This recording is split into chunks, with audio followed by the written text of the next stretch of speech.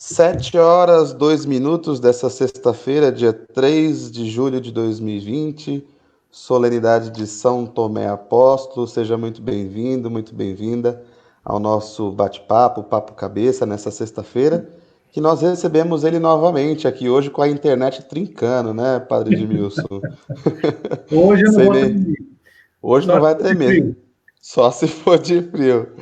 Padre Edmilson, então, muito gentilmente, depois até mesmo de assistir a live, falou assim, não, preciso de voltar lá, né? E aceitou o nosso convite de voltar para falar novamente, né? Esclarecer mais algumas coisas sobre a RCC, né? Um dos assuntos que, durante esse tempo de papo cabeça que nós temos feito, surgiram mais dúvidas e nós tivemos uma participação muito significativa. Então você já sabe, compartilha aí nossa live para que esse momento também, esse momento de formação e catequese, sobretudo, possa chegar a tantas outras pessoas que também precisam de entender, nem que seja um pouquinho desse assunto, tá? Você já conhece, mas como é praxe aqui do nosso momento, Padre Edmilson, nosso vizinho, pároco da paróquia de São João Batista, aqui no Itaim Paulista, diretor espiritual da Renovação Carismática de São Miguel e também vigário episcopal da região de São Miguel. Seja muito bem-vindo, Padre Edmilson. Obrigado pela presença. Obrigado a você. Muito Padre bem, Renato. padre. Você tem a palavra. Eu só quero antes cumprimentar aí os nossos irmãos e amigos que nos acompanham através do Facebook, da página oficial aqui da Paróquia Bom Jesus das Oliveiras. Sempre uma alegria poder recebê-lo aqui para a gente poder conversar um pouco sobre a ação do Espírito Santo na vida da igreja. E quando a gente se refere à igreja, certamente a gente se refere ao povo e não simplesmente ao templo. Bem-vindo mais uma vez. Obrigado pelo convite e quero já parabenizá-los também por essa iniciativa. Eu também tenho acompanhado algumas desses papo cabeça que tem vários assuntos super interessantes. Então, para mim é um privilégio também estar aqui. Bom, eu quero partir hoje falando um pouco da última pergunta que nos fizeram da última vez. Perguntaram se o Espírito Santo ele age somente na renovação carismática, e eu dizia que ele age em todos. Ninguém é detentor do Espírito Santo, nenhuma pastoral, nenhum movimento é detentor do Espírito Santo, né? E aí, às vezes, as pessoas têm dúvida do que seja essa questão do Espírito Santo. Nós, na fundamentação teológica, o Espírito Santo é uma das pessoas da Santíssima Trindade. Então, nós vamos vendo que toda a história da revelação de Jesus, há a revelação não só do Pai, ou separado do Filho, e muito menos do Espírito Santo, e sucessivamente nenhuma das três pessoas, elas se revelam isoladamente, mas há uma revelação da Santíssima Trindade. Então, quando nós estamos falando da ação do Espírito Santo, nós estamos falando também da ação da Santíssima Trindade. E nós vamos ver que a Santíssima Trindade não é algo, uma invenção da Igreja ou do Novo Testamento. A gente vai vendo que essa ação ela acontece desde o Antigo Testamento, né? Então, isso é importante cada um de nós percebermos essa questão. E uma da maior forma de expressão aí da Santíssima Trindade é no próprio batismo de Jesus. Então, ali nós vamos ver que nós celebramos, não tem muito tempo, né, o batismo de Jesus. Ali é uma ação clara da Santíssima Trindade. A voz do Pai, Jesus, que está sendo batizado, e o Espírito Santo, que desce em forma de pomba. E até Deus havia revelado a João que aquele sobre quem descesse o Espírito Santo, esse seria o Messias. Então, nós vamos vendo que, pela ação do Espírito Santo, Jesus estando aí repleto desta graça desse Espírito Santo, ele se revela como Messias ante os olhos de todas as pessoas que estavam ali, inclusive de João Batista. E esse mesmo Espírito, eu estou dizendo isso porque a renovação carismática ela vai se fundamentando em toda essa questão.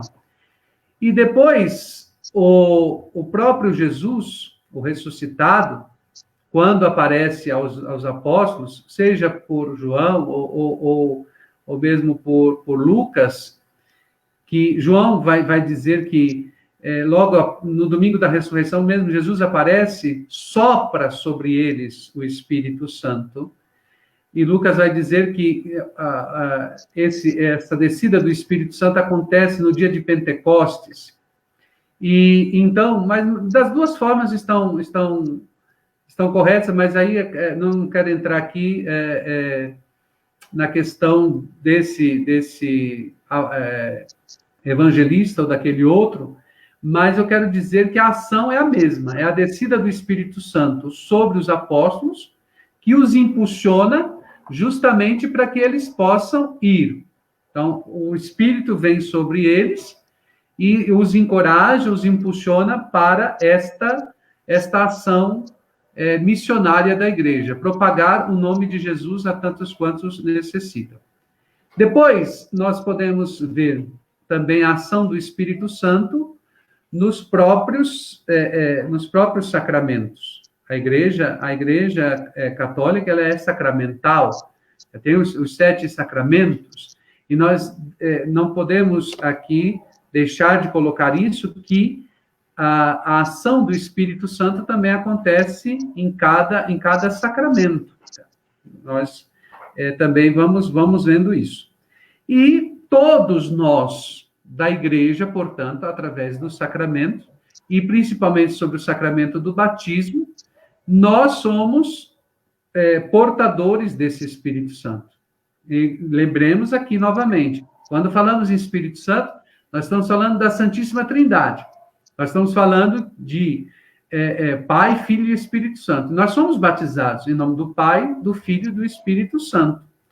Então, nós adentramos nesta ação da Trindade, na ação do Espírito Santo, já a partir do nosso batismo. Então, todos nós, então aqui não tem esse grupo ou esta pessoa que proprietária, ela tem o domínio do Espírito Santo. Todos os que foram batizados, então esses estão repletos do Espírito Santo de Deus. Então, se nós estamos sob a ação do Espírito Santo, nós fomos batizados, então nós também podemos, assim, todo cristão, ele se torna um carismático. Então, carismático não é só quem participa da renovação carismática católica.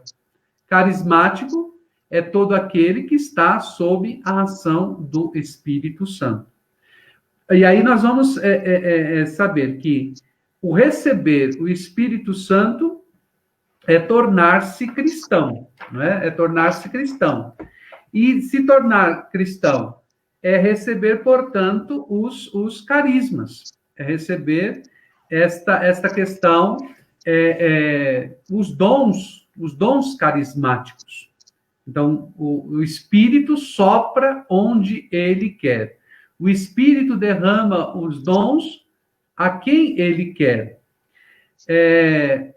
E é claro que aqui nós entramos já numa questão da renovação carismática, propriamente dita. Então, a renovação, ela podemos assim dizer, ela bebe de uma espiritualidade pentecostal. Uma espiritualidade pentecostal. E podemos até dizer, assim, até se espelhando em vários movimentos, e até em outras igrejas não católicas, nesse movimento pentecostal do século XX. Mas alguém pode dizer, então, como já fomos muitas vezes criticados, dizendo que a renovação carismática ela é um movimento pentecostal dentro da Igreja Católica. E isso, aí a gente também vai dizer, com essa palavra, dizendo que o Espírito Santo, então, só vai ter um movimento dos carismas, do Pentecostes, então, só em determinada igreja, e não em todas as igrejas. E isso quebra. Por que eu estou dizendo isso? Porque até o Papa João 23, pedindo essa questão para a abertura do Concílio Vaticano II, ele pede a ação do Espírito Santo. E a Igreja, ela aprova, portanto, a renovação carismática católica. Não é um grupo à parte da Igreja, não é um grupo que caiu de paraquedas, assim, sem nexo nenhum, não é? E só para a gente tem o registro nos estatutos dos serviços internacionais da renovação carismática católica. Então, diz assim: os objetivos centrais da renovação carismática católica, ou renovação pentecostal católica, ela tem esse título, e é muito sugestivo, de grande significação, pois responde aos desejos profundos daqueles que estiveram nas origens da própria renovação carismática. Como nós falamos da vez passada, que foi um grupo de estudantes que vivendo essa experiência, tarará, tarará. Então, nós temos toda uma aprovação da Igreja, tem um estatuto internacional da renovação carismática, que também depois tem um estatuto nacional, cada membro das coordenações dos estados, todos nós estamos ligados internacionalmente à renovação carismática católica. Então, temos um estatuto, nós não podemos fugir, em hipótese alguma, da doutrina da Igreja Católica, não é? Então, nós não somos pentecostais, como de uma forma pejorativa as pessoas vão se referir à renovação carismática. Somos pentecostais, sim, porque nós estamos sob a ação do Espírito Santo. E quando nós falamos pentecostais, nós nos referimos ao dia de Pentecostes. E todos nós sabemos que o Pentecostes, ele é um marco para toda a Igreja de Jesus Cristo. O Pentecostes é justamente esta ação do Espírito Santo sobre os apóstolos, sobre Maria, reunidos no cenáculo, e a partir dali tiveram um encorajamento de expandir a Igreja a tantos quantos necessitam. E quando nós falamos em carismas, só nós estamos falando, aqui tem o dom das línguas, o dom da profecia, o dom da interpretação das línguas, o discernimento dos espíritos, palavras de ciência, palavras de sabedoria, a questão da fé, o dom da cura, o dom de milagres, o dom da libertação. Então, todos esses carismas são derramados, e quando nós nos colocamos nesse sentido dessa recepção do Espírito Santo. E é claro que, se nós estamos falando de Espírito Santo, todo grupo de oração, ele deve se fundamentar sempre, partir do princípio sempre, de clamar esse Espírito Santo, de clamar para que os dons carismáticos eles sejam derramados sobre todos aqueles que estão pedindo. Uma coisa que a gente tem que ter consciência quando nós falamos de dons carismáticos: o dom carismático não é para me servir. O dom carismático é para estar a serviço das outras pessoas. Então, todo dom do Espírito Santo é para servir as outras pessoas. E nós não podemos jamais se encher de soberba, de uma arrogância, porque da mesma forma que o Espírito Santo, ele derrama os carismas, ele derrama, portanto, esse dom sobre cada pessoa, e aquela pessoa se enche de soberba, de arrogância, ele também pode tirar. Então, para dizer que eu não sou proprietário da ação do Espírito Santo, eu não sou proprietário do dom que o Espírito Santo derramou sobre mim, mas ele age a partir desta ação do Espírito Santo. Então, eu só queria iniciar o papo dizendo isso não só para nós, enquanto renovação carismática católica, mas para toda a Igreja de Jesus Cristo. Nenhuma pessoa deve se sentir dono do Espírito Santo. Então, ele vai agir no meu grupo, ele vai agir na minha pastoral, ele vai agir naquele outro grupo, ele não age, naquele outro grupo, ele não faz o derramamento dos carismas. Jamais nós podemos pensar dessa forma, mas, ao contrário, nós devemos pensar que o Espírito age onde ele quer. Como nós temos prova disso até nas Sagradas Escrituras. Às vezes o Espírito Santo pode até agir em pessoas que não estão no circuito religioso. Por exemplo, acho que é Ciro, né, que liberta o povo do exílio da Babilônia, o rei da Babilônia. Deus age nele. A ação da Trindade, sem ele ser um judeu praticante, aliás, é de outro país, nem conhecia esse Deus, mas Deus age. E assim como age em qualquer outra pessoa, e por isso que nós nunca podemos dizer que somos detentores da ação do Espírito Santo. A renovação carismática, ela, sim, ela se coloca nesse movimento pentecostal, no sentido de se colocar sempre nessa recepção do Espírito Santo, dos carismas, para colocar a serviço das outras pessoas. Então, nesse sentido que eu queria expor um pouquinho mais sobre essa ação do Espírito Santo na renovação carismática católica. E aqui, Genaldo, também, nós temos que tomar um cuidado, porque existe agora uma igreja católica renovada, uma igreja católica, acho que é isso, a igreja católica da renovação carismática. Não existe. Não está ligada ao Santo Padre e o Papa, não está ligada à igreja de Jesus Cristo, é uma igreja à parte. Então, nós devemos tomar muito cuidado. Então, e nós também ouvimos muito isso, né? Ah, você é da igreja carismática? Você é da igreja não sei... Não, nós somos da igreja católica, apostólica, romana.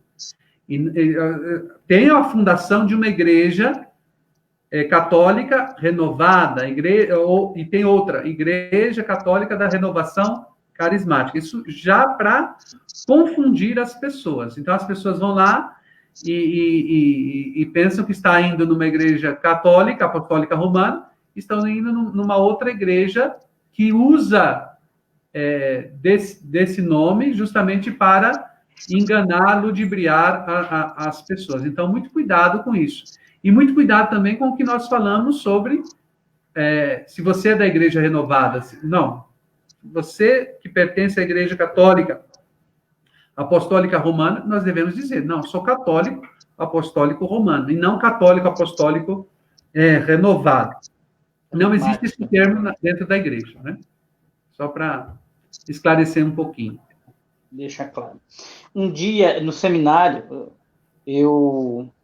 na minha turma, existia um rapaz muito carismático no sentido que você está falando, assim, da renovação carismática.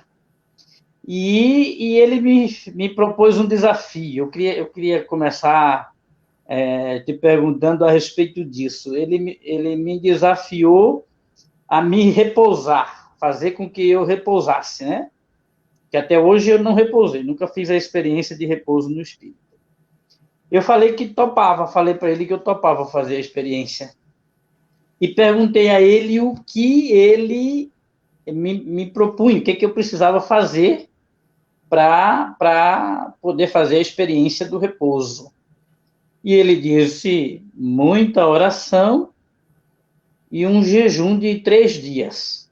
Eu falei para ele, eu fico fraco, eu desmaio, não vai ser repouso, vai ser queda de pressão. Eu brinquei com ele. Se alguém faz essa pergunta para a gente hoje, o que nós devemos dizer a essas pessoas? Bom, primeiro que não é pela minha imposição das mãos, não é pelo meu... Ou até dar uma cartilha, né? Olha, igual como ele te deu uma cartilha, olha, você tem que... Como se você não rezasse. Já está errado. Porque a minha oração, ela pode ser diferente da tua. Você tem um jeito de rezar, e isso...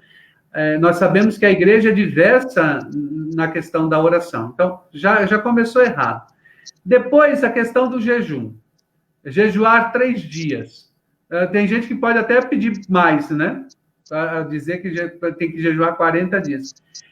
Como eu estava dizendo da outra vez, parte de uma abertura da pessoa.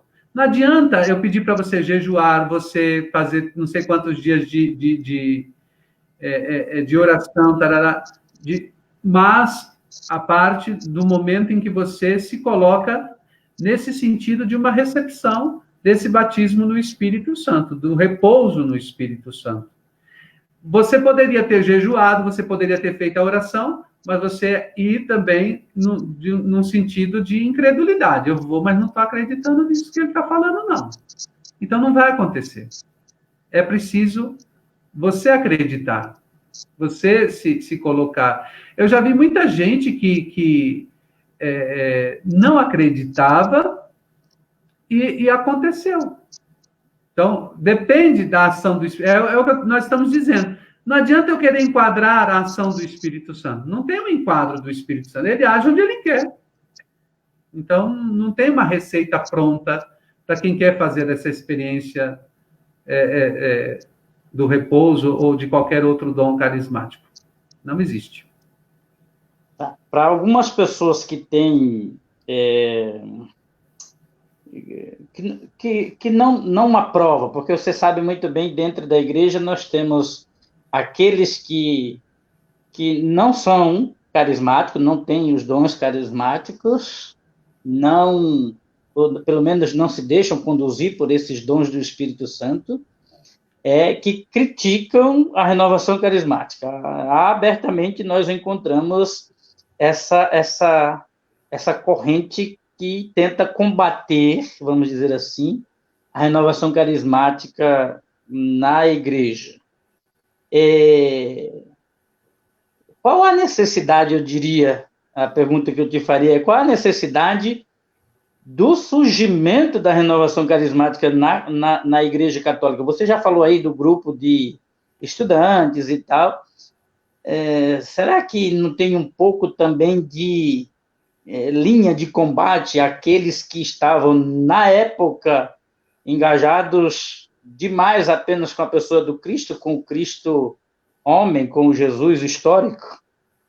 A renovação carismática não surgiu como um contraponto a isso, ou não tem nada a ver, eu estou viajando? Não, talvez a gente poderia, como eu sei, até já sofri muito nessa questão de rejeição, até por certos padres. Tem padres que não falam, não tem um diálogo comigo, justamente por ser da renovação carismática.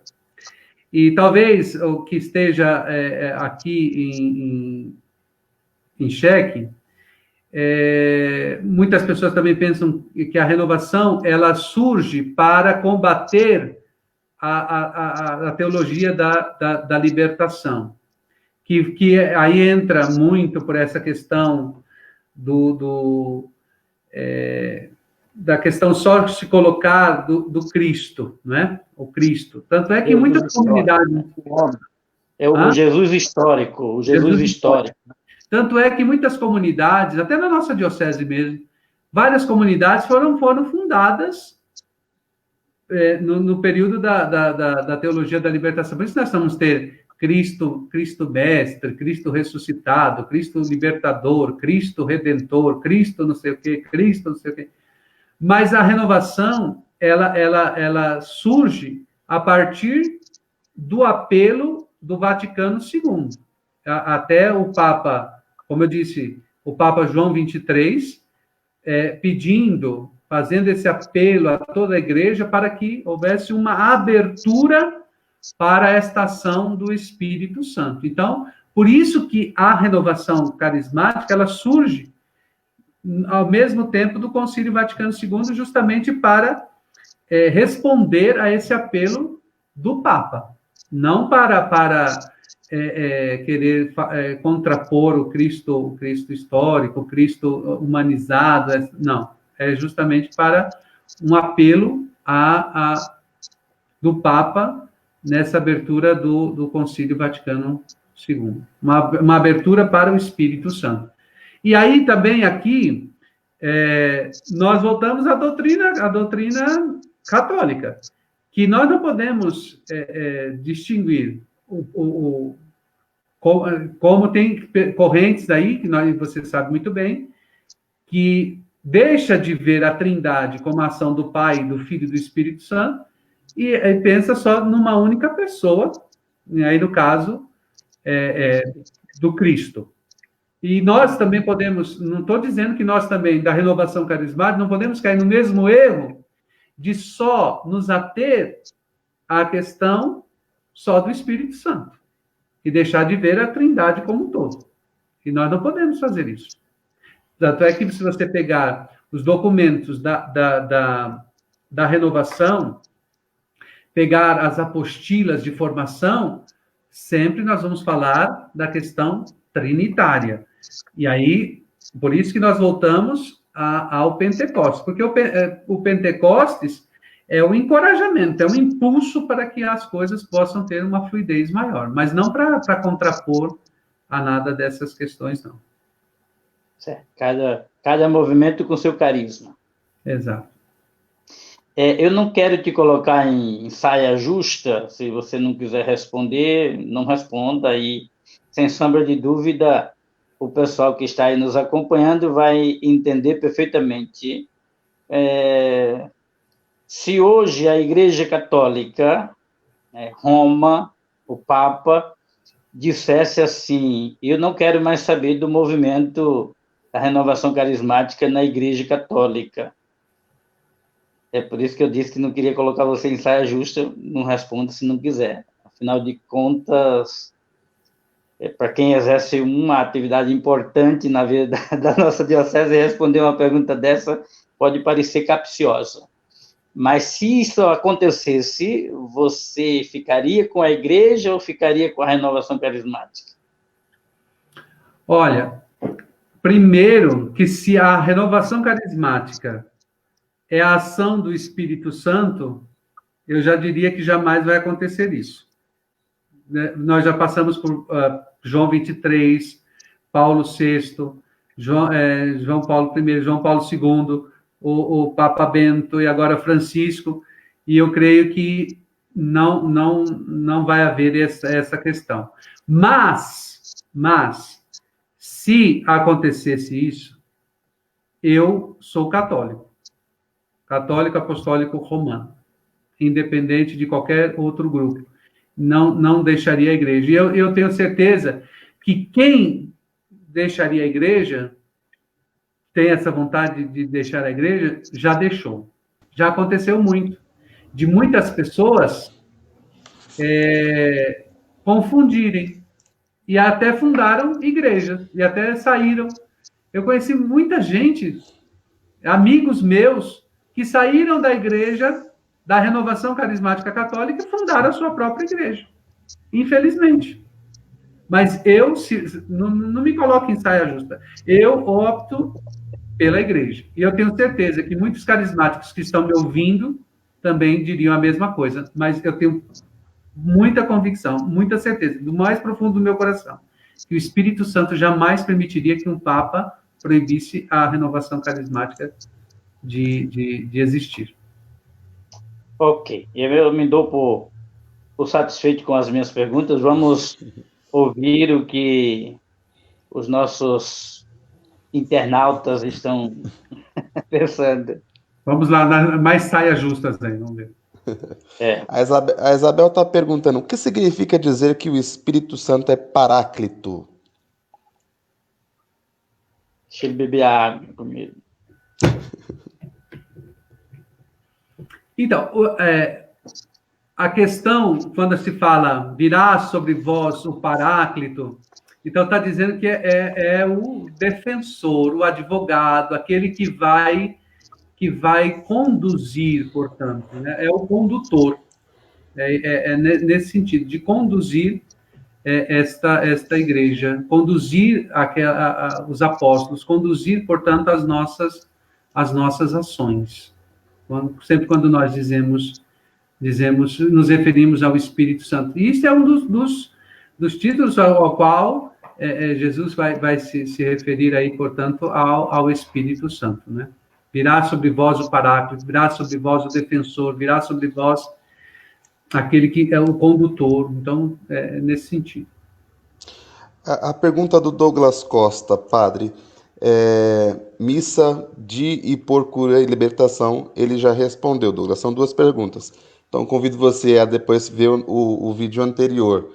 Ele diz assim, o rito é diferente mesmo, ou são alguns padres que exageram na dose, nessas missas por cura e libertação?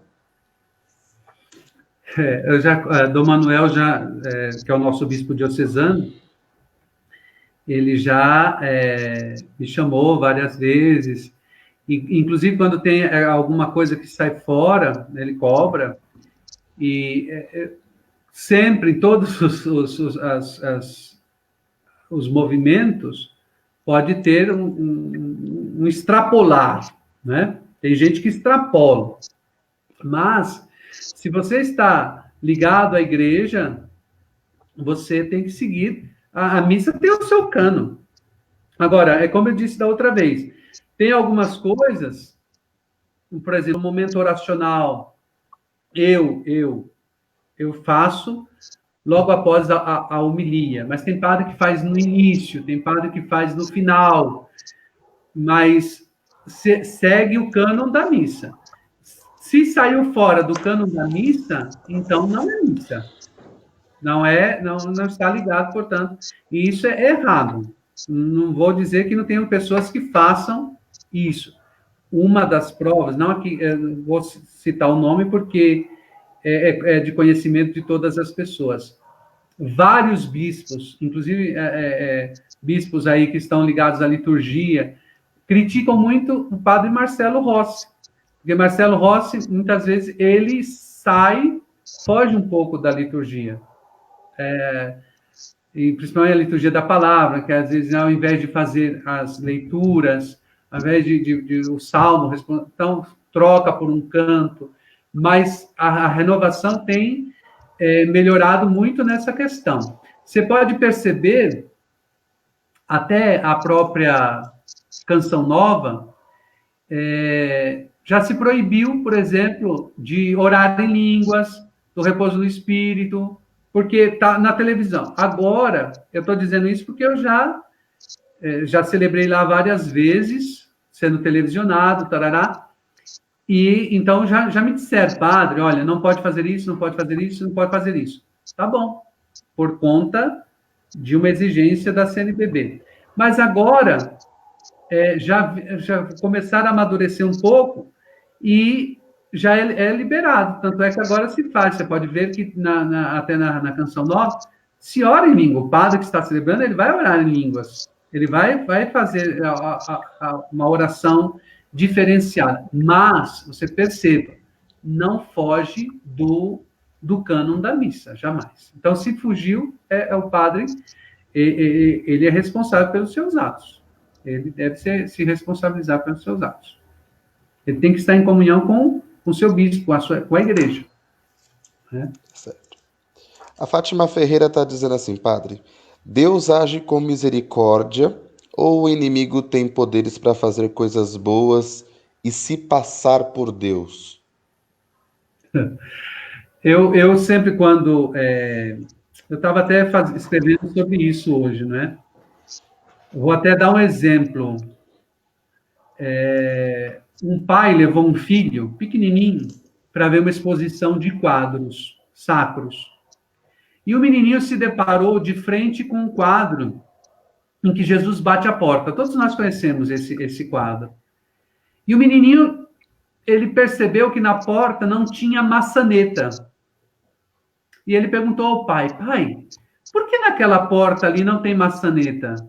E o pai olhou o quadro e disse assim, filho, porque aquela porta, ela só abre por dentro. É a porta do nosso coração. Então, se você abrir, Deus entra e faz a obra. Assim, nós vamos vendo que nós temos um livre arbítrio de querer abrir, se abrir ou não para Deus. Agora, o inimigo é astucioso. E se você pega o livro de Jó,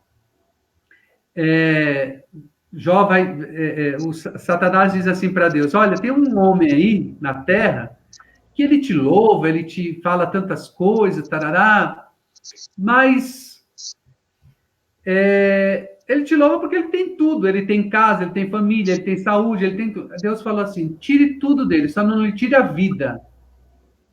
E Satanás fez, tirou tudo de Jó, tirou tudo. Tirou família, tirou bens, tirou todas as coisas.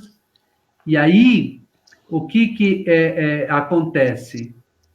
Jó, ele vai passando a ter clareza de que o meu relacionamento com Deus, e aqui entra a questão da teologia da retribuição. Então, às vezes, tem gente que pensa assim, Deus, se eu sou fiel a ele tem que ser fiel a mim. Se eu rezo, se eu vou à missa, se eu faço tal coisa, então ele tem que me abençoar. Tem gente que pensa assim. E o inimigo, ele é astucioso. Ele não se passa por Deus. Ele oferece outras alternativas. Olha, se Deus não está cumprindo com certas coisas, então eu te ofereço tal coisa. Mas nós devemos perceber que a nossa relação com Deus não deve ser de troca. Satanás, ele faz troca. Ele troca conosco. Então, e quando ele troca, ele oferece alguma coisa, quando a gente está lá no auge, quando a gente está lá em cima, ele vem e nos derruba. Mas a gente tem que perceber muito que a nossa relação com Deus não deve ser uma relação de retribuição. Não sei se respondi a questão dela, mas nós somos livres de querer saber se eu sigo pelo caminho errado ou não. Se eu trilho esse caminho que me leva à perdição ou não. Ou se eu adentro o caminho de Deus. Né? Isso é importante a gente saber. Felipe Barbosa, padre, o senhor tem na sua fala dito muito sobre Satanás. Qual que é a diferença entre Satanás, demônio e diabo? Então, a palavra Satanás é o anjo caído, né? Diabo, a palavra diabo vem do grego, aliás, demônio, né? Vem do grego, aquele que divide. Então, se há divisões, então aí é uma ação demoníaca, é a ação do demônio, né? Então, é divisor. Mas são títulos também, né? Que nós atribuímos ao encardido, ao Satanás, ao cabrunco, ao coisa feia, enfim, são nomes que vão se colocando. Mas o anjo é Lucifer, né? Lucifer, e aí depois Satanás, depois e outras. Mas aí também entram as legiões demoníacas. Então como Deus tem. E nós vamos também ver aqui, tem os arcanjos, os anjos, os serafins, os querubins. Então, assim, também tem uma classificação dos demônios aí também, né? Desses capirotos aí, ou como você quiser chamar. Né? Como, por exemplo, quando a gente vê na passagem do Evangelho que os demônios, né, a legião, foram parar nos porcos, eles se atiraram. Aquilo não é Satanás, o anjo. Não, ali são a legião, né, que os espíritos ruins que entraram naqueles porcos. Como também outra passagem, da mulher saíram 7 espíritos maus, 7 demônios. E aí Jesus vai dizer para ela, se você não se preencher, virão outros 7 piores. Então, tem toda essa questão aí. Certo. Antes de você passar a outra questão, eu queria dizer uma palavra a respeito dessa distinção, que pode também ainda ajudar se alguém eventualmente não entendeu o que o padre Edmilson disse. Eu costumo definir essas duas realidades de uma maneira assim: demônios são tudo aquilo que causa sofrimento na vida das pessoas. Aí entram as doenças, entram as pessoas que fazem papel de demônio, né? Age mal na vida da gente, e a gente pode agir mal na vida das outras pessoas também, causar sofrimento. Também podemos ser demônios, né? Exato. E diabo é um projeto.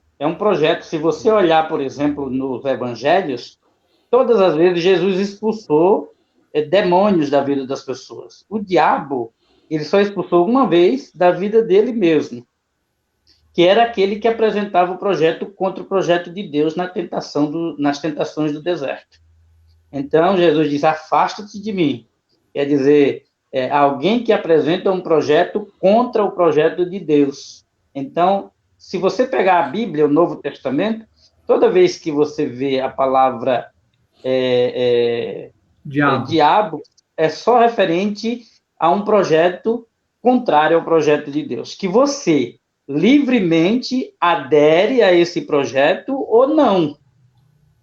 E uma vez que você adere ao projeto contra o projeto de Deus, ninguém mais, nem Jesus, pode expulsar esse diabo da sua vida. Só você mesmo pode expulsar na sua liberdade.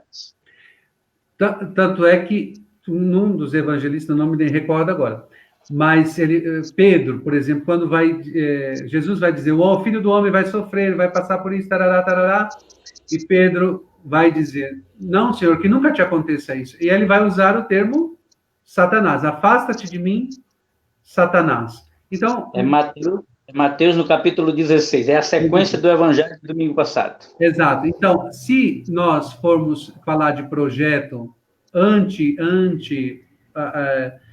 porque nós falamos da cruz, né? Esse é o projeto. Lá no Gênesis, 2 coisas duas árvores foram proibidas: a árvore da vida e a árvore do conhecimento. O homem e a mulher comeram da árvore do conhecimento. E a árvore da vida, ela é inaugurada em Jesus. Tanto é que nós temos uma cerimônia, até para falar, eis o lenho da cruz, do qual pendeu a salvação do mundo. O diabo, Satanás, ele não quer que esta questão da cruz, ela aconteça na vida das pessoas. É o projeto de Deus, é o projeto para a nossa salvação. É nesse sentido mesmo. A Maria Aparecida Freitas está perguntando o seguinte: a renovação carismática veio também, de certa forma, para atrair os cristãos mais afastados da igreja? Hoje, eu estou fazendo um curso de psicologia de um autor, e ele vai falar dos desigrejados. Não sei se você já ouviu esse termo, Genaldo. Desigrejados. Neologismo, né? Uma palavra nova. Uma palavra nova. Nós falávamos antes de católicos não praticantes. Tem gente que fala assim, né? Eu sou católico, mas não sou praticante. Ou, agora, eu era católico, agora eu sou evangélico, eu sou não sei o quê. E é interessante que esse fenômeno de não praticante, ele vai acontecendo nas igrejas também evangélicas, nas igrejas pentecostais. E, então, esse termo desigrejados, então, vem desse sentido de que eu sou religioso, tenho uma ligação com Deus, mas não estou preso a nenhuma igreja. Mas, nesse sentido, a renovação carismática, ela foi motivo de muitas conversões e também de reconversões. Então, pessoas que não eram católicos, vendo todo esse movimento da renovação na igreja, se converteram à Igreja Católica, como muitos que tinham saído também se reconverteram, voltaram para a Igreja Católica. Então, eu vejo que foi uma ação realmente do Espírito Santo, uma ação de Deus, para que muitas pessoas pudessem se encontrar na igreja. Então, eu não descarto esta ideia de que a renovação ela veio realmente para trazer muitas pessoas para a igreja, né? Então, não descarto esta... Assim como nós podemos dizer que outros grupos, outras pastorais, também resgataram muitas pessoas, trouxeram outras pessoas para a igreja. Mas, falando de renovação, eu vejo isso muito claramente, muitas pessoas que voltaram para a igreja ou adentraram a igreja pela porta aí da renovação carismática católica. Um dos movimentos grandes que trazem muitas pessoas para a igreja, principalmente homens, é o encontro de casais com Cristo. E agora o terço dos homens. Dos homens. Né? Então, os movimentos têm que surgir com essa intenção mesmo, de evangelizar e, evangelizando, trazer o povo para a igreja. Exatamente. Agora, uma outra, se você for falar, formos aqui nominar, por exemplo, quantos jovens que fazendo encontro de jovens trouxeram seus pais? Encontro de adolescentes. Eu tenho crianças aqui que entraram na catequese, o pai, você manda eu ir para a catequese para receber a comunhão, para receber o Cristo, e você não vai na missa, você não recebe. E pais que vieram. Então, a ação, como eu estava dizendo, nós não podemos enquadrar a ação do Espírito Santo nessa pastoral, nesse grupo. Ele age onde ele quer. A pergunta da Cícera Feitosa agora. Padre, certa vez eu participei de uma formação. Lá me entregaram algumas apostilas e disseram que eu precisava de estudar a partir dessas. A minha pergunta é a seguinte: eu só posso ser adepto e seguir a RCC se eu estiver em pleno acordo e conhecimento dessas apostilas? E aproveito aqui para perguntar sobre essas apostilas também. Inclusive, eu trouxe até algumas aqui para a gente... Tem várias, são várias apostilas. Como eu disse da outra vez, vamos supor, você quer se aprofundar no que seja a renovação carismática católica. Então, você começa por uma escola. A gente chama a Escola Paulo Apóstolo. Na Escola Paulo Apóstolo, você vai ver toda a questão do surgimento da renovação, fundamentação bíblica, enfim, todas essas questões. Agora, quando eu quero me aprofundar. Agora, se você quer ser apenas um participante do grupo de oração e assim por diante, quer ficar lá sentadinho no banco, não quero me envolver com nada, não quero saber de nada, beleza. Mas se você quer caminhar e conhecer, tem que estudar um pouco sobre essas coisas. Isso em todos os grupos. O Genaldo está aí para dizer isso. Seja na catequese, seja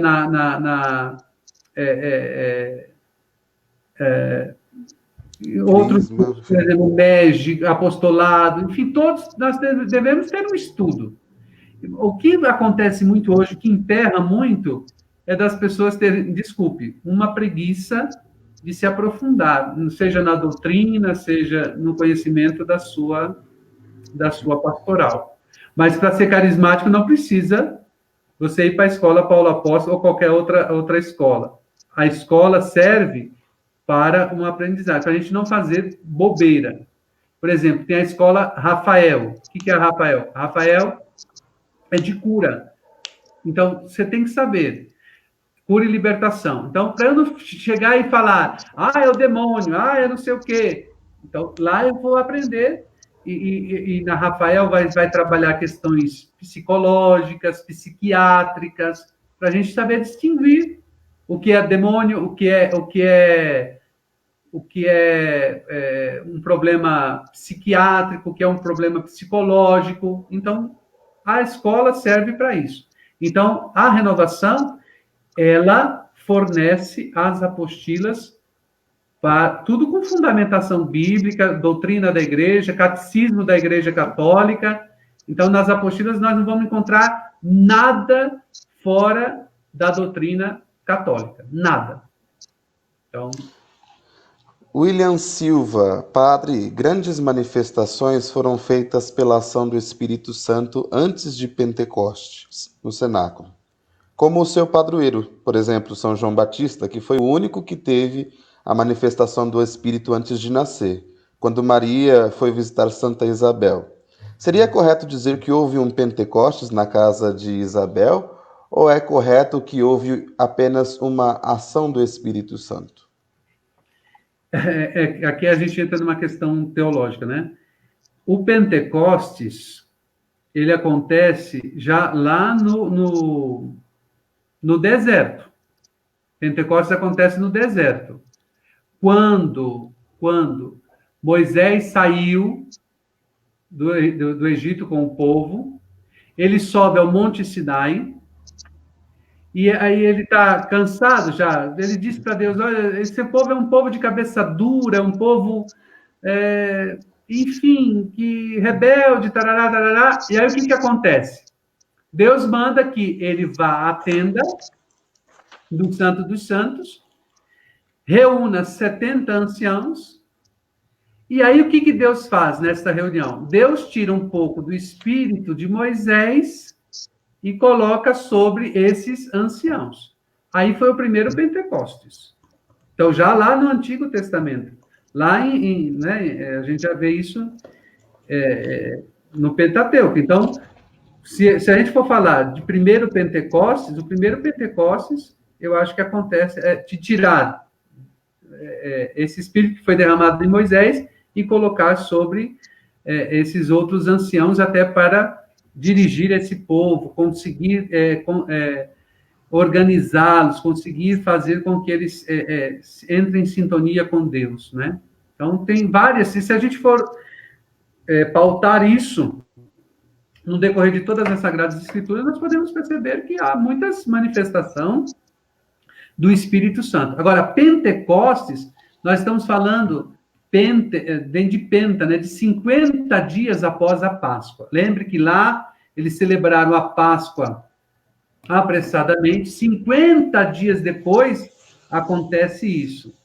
Agora, se você quer falar de ação do Espírito Santo, não se atenha apenas à palavra Pentecostes, não é? Então, na questão de Maria, por exemplo, não se preocupe, Maria, que o Espírito Santo virá sobre ti. Não, é uma manifestação do Espírito Santo. Quando Maria vai até Isabel, e Isabel ficou cheia, é uma manifestação do Espírito. Então, é uma ação do Espírito. Então, Pentecostes está ligado a essa palavra 50 dias após a Páscoa. E o Pentecostes acontece, como Lucas narra, 50 dias após a Páscoa, ou seja, a ressurreição de Jesus, né? A passagem... Tanto que, falando dessa... Pode falar. Não, terminei. Desculpe interromper. Falando de ação do Espírito, nós nos limitamos ao Pentecostes, mas se você pegar, por exemplo, Atos dos Apóstolos, há ali claramente 3 Pentecostes, que não se fala de Pentecostes, mas da ação do Espírito. O Pentecostes dos judeus, que é esse que nós conhecemos e falamos tanto, e nos esquecemos dos outros 2. O Pentecostes dos samaritanos, que acontece no capítulo 8, também o Espírito é derramado sobre os samaritanos. E o Pentecostes dos pagãos na casa de Cornélio, no capítulo 10. Então, a gente pega somente uma partezinha mas para dizer da ação do Espírito Santo na vida do povo, na vida da igreja, o negócio é mais amplo. Muito mais.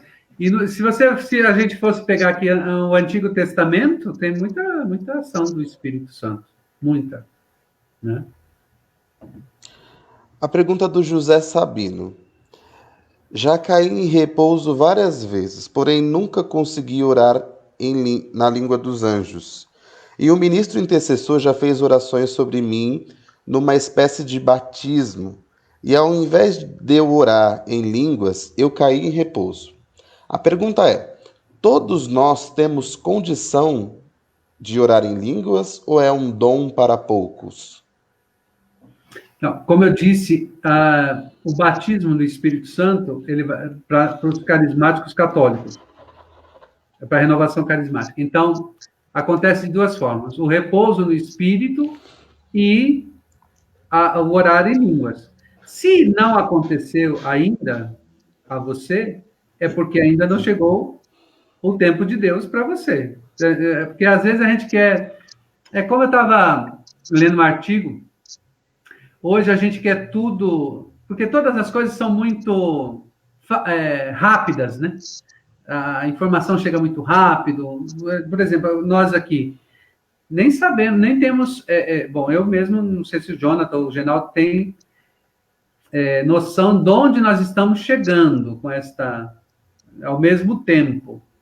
Então, nós estamos já na tecnologia de chegar à informação rápida, tudo muito rápido, do fast food, das coisas tudo pronta. E, às vezes, a gente também pensa que certas coisas também funcionam desta forma. Então, se não aconteceu ainda, como o Genaldo também ainda não teve o repouso do Espírito Santo, espera em Deus que todas as coisas vão acontecer. Mas não tem, assim, um momento determinado para que isso aconteça. Não tem... a única coisa que eu peço é que haja uma abertura. Se abra para isso. Se abra e deixa fluir, deixa acontecer. Vai ser a melhor coisa. Eu acho interessante também, já que ele tocou nesse assunto, porque a gente está vivendo numa sociedade de quanto mais se tem, mais se quer. Por que não aprofunda o que você tem? Por que não estuda, busca, conhece, aperfeiçoa? Se você... Porque há diversos carismas, diversos dons. Se esse é o seu, pronto, não adianta você querer o outro que não vai chegar também, né? Não é porque eu quero que o Espírito Santo tem que me dar. Aperfeiçoa esse, se aprofunda nesse que você tem, faça bem feito o que você está fazendo, com conhecimento daquilo que está fazendo. Eu acho fundamental, em vez de ficar... Eu sei que não é o caso dele que perguntou, ele não está querendo esse outro dom, mas ele está perguntando a respeito disso e a gente tentando responder acerca do que ele perguntou. Eu acho fundamental. São Paulo diz que a um é dado o dom da profecia, a outro é o dom de orar em línguas, e assim por diante.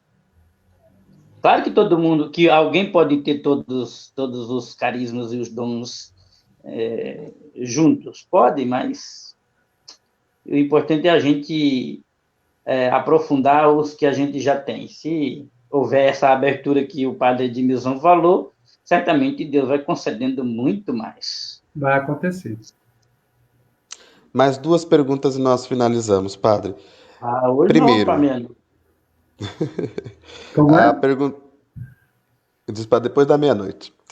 Primeira pergunta do André Berlanga. Padre Edmilson, o senhor já repousou no Espírito Santo? Como foi a sua experiência? Várias vezes, ó. Uai. Eu sou meio mineirês hoje, né?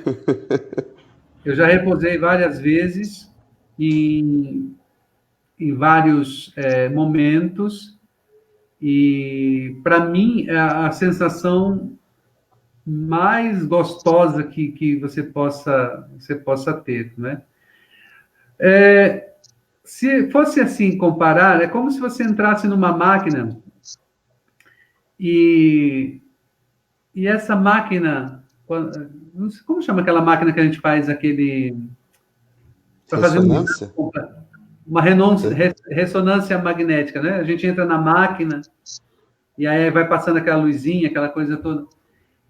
O repouso, se você for perguntar para cada pessoa, a experiência de repouso vai ser diferente.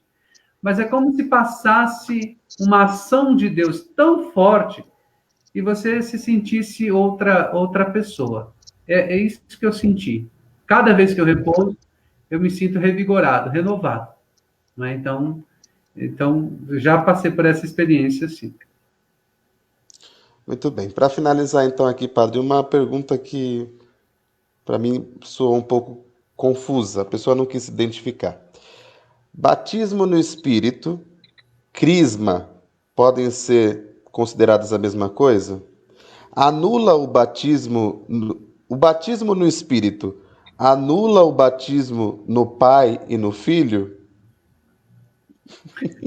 Eu não sei se eu contei da outra vez a historinha de duas senhoras carismáticas que foram fazer uma oração, elas sentiram, né? Duas senhorinhas muito piedosas, carismáticas, foram fazer uma oração para o padre, fala, padre, nós podemos fazer uma oração para o senhor ser batizado no Espírito Santo?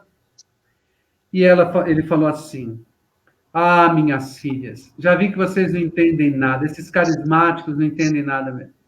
Olha, para você saber, eu já recebi o Espírito Santo no meu batismo, eu já recebi o Espírito Santo na minha crisma, eu já recebi o Espírito Santo na minha ordenação diaconal, eu já recebi o Espírito Santo na minha ordenação presbiteral, e você vem me dizer que quer orar por mim para eu receber o Espírito Santo?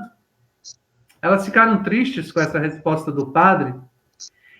Aí a outra tomou coragem e disse assim, padre, nós sabemos que o senhor já recebeu o Espírito Santo no batismo, no crisma, na ordenação diaconal, na sua ordenação presbiteral, mas nós podemos então pedir para que esse Espírito Santo venha em sua vida e ele transpareça na sua vida?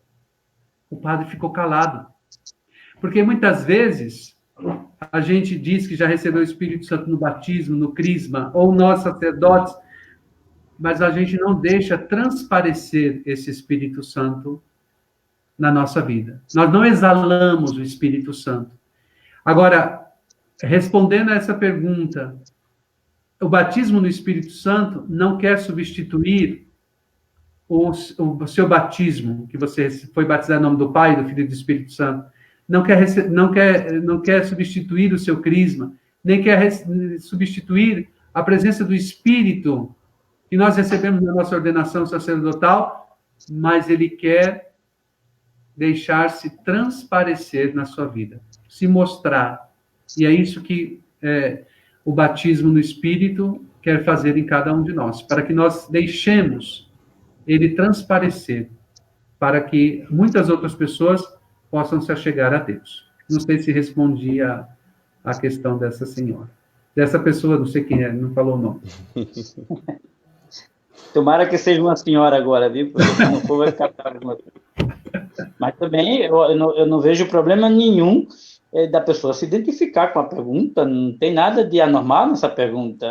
Não sei se é uma pergunta crítica, mas mesmo que seja uma pergunta crítica, nós estamos aqui também para ser criticados no que a gente pensa. Não tem problema nenhum, já temos idade aí para encarar isso como um ponto positivo, e não como uma tristeza na nossa vida. Só cresce aquele que se deixa criticar. Se não souber ser criticado, não cresce na vida. Então, não tenha medo de dizer, olha, sou eu, fulano de tal, que estou perguntando isso. Nós não vamos te mandar para o fogo do inferno por causa disso. Entramos numa maturidade, né? Nas críticas, nós amadurecemos. Isso é importante. O Marco Silva falou assim, foi eu, padre. Tá vendo? Então é um rapaz, né? Então, é um senhor. Não é uma senhora. Desculpa, então. Padre Edmilson Leite Alves, pároco da paróquia São João Batista, também diretor da Renovação Carismática aqui da nossa Diocese de São Miguel, e vigário episcopal da nossa região também de São Miguel. Muito obrigado por mais uma vez ter aceito o nosso convite E como a gente imaginava, né, muitas dúvidas ainda sobre aquele tema que nós tratamos há algumas semanas atrás. Estamos à disposição também no que for necessário. Obrigado pelo convite. Para mim foi um prazer muito grande. Hoje, tremendo menos, né? A internet foi bem melhor, graças a Deus. Mas quando precisar, se eu puder responder, eis-me aqui, tá bem? Deus abençoe vocês pela bela iniciativa. Parabéns, Genaldo. Muito bem. Parabéns, Jonathan. Obrigado, Deus abençoe a sua vida, o seu ministério, o seu povo, né? Vamos juntos. Deus Esperamos quiser. que o mais rápido possível a gente possa também voltar às nossas atividades, né? Com as missas presenciais, poder celebrar os sacramentos aí para o nosso povo que está meio ansioso para que a gente possa voltar a celebrar a Eucaristia. Eu tenho certeza que muito em breve estaremos de volta com o nosso povo mais uma vez. Obrigado, viu? Boa noite. Deus abençoe. Tchau, tchau. Tchau. Muito bem, e nós vamos ficando por aqui, só mais uma vez, reforçando o convite para que você possa nos ajudar a nossa paróquia Bom Jesus das Oliveiras, comprando aí a panqueca, domingo, dia 12, não esse domingo é 5, dia 12, nós vamos fazer o dia da panqueca aqui na paróquia Bom Jesus. Nós queremos agradecer ao Galo Massas Caseiras, que está nos ajudando. Se você puder depois ajudar também o Galo Massas Caseiras adquirindo aí as massas que ele está fazendo, você pode entrar em contato com ele, né? Nós queremos agradecer a ele e pedir a você, se puder ajudar a nossa paróquia comprando a panqueca. Os nossos canais são os telefones aí, os WhatsApps da vida, né? O meu, do Jonathan, o da paróquia, o telefone da secretaria. Você pode mandar mensagem e adquirir, fazer a reserva aí, a encomenda da sua panqueca. Lembrando que a panqueca vai custar R$20, mas tem gente me perguntando, serve quantas pessoas? Serve uma pessoa, a não ser que você coma pouquinho, você pode dividir com quantas você quiser, mas a porção é para uma pessoa.